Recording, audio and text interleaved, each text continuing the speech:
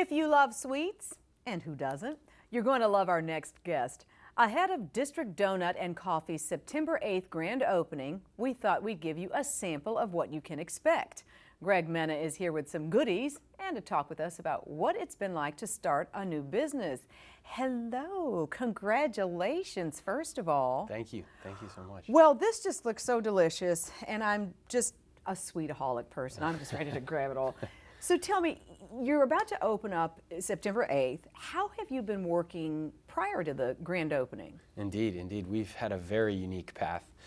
District Donut, our concept, has taken a path that has really required perseverance and incredible attention to detail. Working from a home kitchen initially, our chef just creating everything from scratch, to finding a home at Union Kitchen, which is really an amazing place, a DC haven of creativity.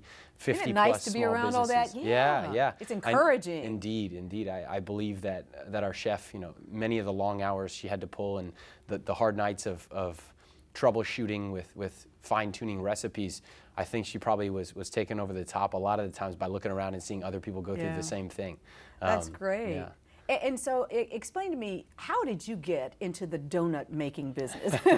It's an incredible question and story behind it. So I was in kind of leadership development before I was in this, and then one of my best friends since 6th grade, Juan Pablo Segura, he presented to me this opportunity. He said, "Hey, I'm starting a couple businesses, a couple separate entrepreneurial ventures, and one of them is this concept that I think you and I would do really well because we've eaten donuts our whole lives together." He said, "I have a chef. She's amazing. Taste the product and then let me know what you think." And that was pretty much it. And you were hooked. I was. I tasted it and I said, I don't know much. In fact, I know nothing about business practically. But I know this is not like a product I've had before, and that if we do this right, people will love it.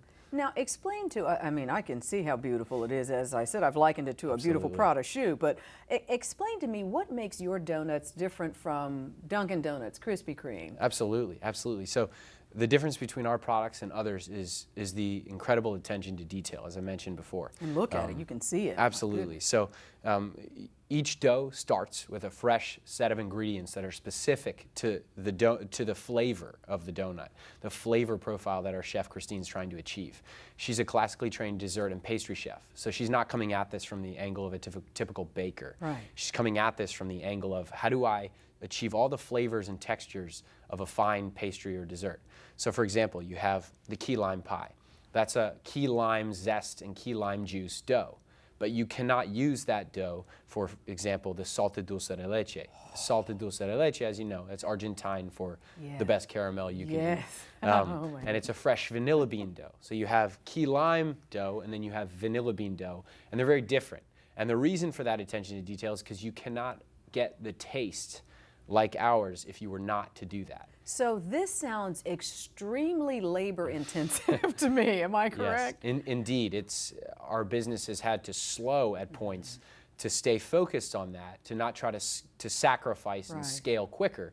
We've had to remain focused on that because we know that when people eat our product versus another, they say that's different, and the reason is because of that attention to detail. So how did you go from being one of 50 entrepreneurs working really hard in the Union Kitchen to, guess what? We have got a brick and mortar and we're opening September 8th. Indeed. So if we pulled back a little bit, that was the vision from the beginning. Okay. However, as you embark on a vision, you find that there are different pieces that have to come in play and that are going to deter you for periods of time so that you can remain focused on that vision.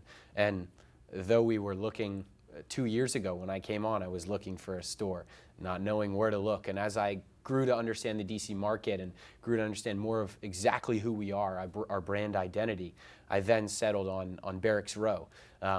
And that really has become very clear as an amazing decision. So it's on Barracks Row. Barracks Row, indeed. Yeah. Okay. And are you throwing a big party for the grand opening? We are. And September 8th, it's the week of September 8th. So we're gonna have to keep people guessing on what day that week.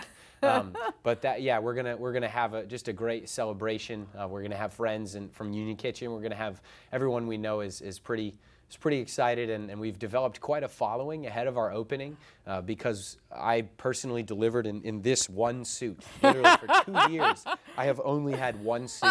It looks great. And it served you well. Try to keep good care, exactly. That's right. But all that has developed a following, and so we want to open with a bang, so to speak, but also not anything complicated. We're not trying to wow people with a bunch of distraction. Yeah. We're serving the simplicity of the best donut and coffee that you could find.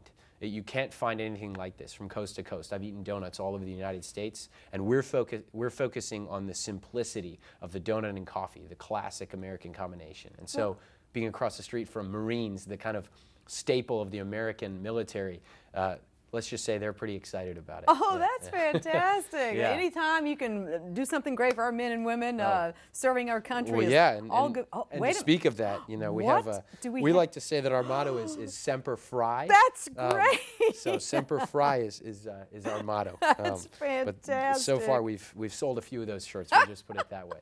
Greg Menna with District Donut and Coffee. I'm so happy for you, and I appreciate the donuts that you brought for me. I'm not going to share them with anyone. I would That's hope the not. way I roll. I would hope not. Good luck to you. Thank you. All right.